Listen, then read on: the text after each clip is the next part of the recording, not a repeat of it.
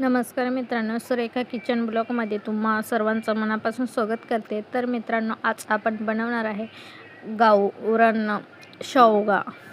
तर मित्रांनो, पहिल्यांदा घेतलेला आहे आपली शेवगाच्या शेंगा मस्तपैकी छोटे छोटे तुकडे पाडून घेतलेले आहे. छोटे छोटे तुकडे पाडून झाल्याच्या नंतर एका पातेल्यात आपण लगेच त्याच्यासाठी फोडणी द्यायची तयारी करायची. पहिल्यांदा ठेवलं पातेल्यात गरम झाल्यानंतर आपण लगेच तेल टाकून घेतलेलं आहे. तेल टाकून झाल्याच्या नंतर लगेच आपण जिरे टाकलेलं आहे. जिरे टाकल्यानंतर आपण लगेच हिरवं वाटण टाकून घेतलेलं आहे. हिरवं वाटण टाकून झालेलं आहे. त्यानंतर आपण थोडीशी टोमॅटोची पेस्ट टाकलेली आहे. टोमॅटोची पेस्ट टाकून झाल्याच्या नंतर आपण आपल्या आवडीनुसार हळद टाकून घेऊया. हळद टाकून झाल्याच्या नंतर थोडंसं आपल्या चवीनुसार आपण मीठ ॲड करू शकता. आणि हिरवे वाटणाची भाजी आहे, तर आपण लाल तिखट वगैरे काहीच ॲड केलेले नाही. तर तुम्हाला लाल तिखटाची आवडत असेल तर तुम्ही लाल तिखटाची केली तरी चालतं आहे.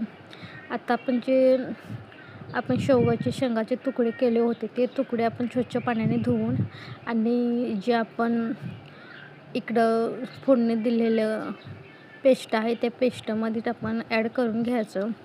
आणि आपल्याला जितकं पाहिजे, आपल्याला रस्सा पाहिजे तर आपण आपल्या आवडीनुसार आपण पाणी ॲड करू शकता.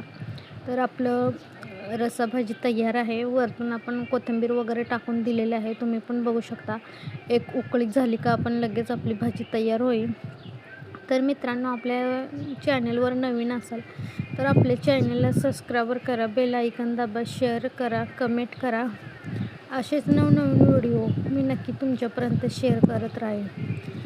आणि मित्रांनो, व्हिडिओ खाली कमेंट करा, म्हणजे मला पण तुम्हाला सपोर्ट करता येईल. तर नक्की आपल्या पुढच्या ब्लॉगमध्ये भेटूया. तर बाय बाय बाय.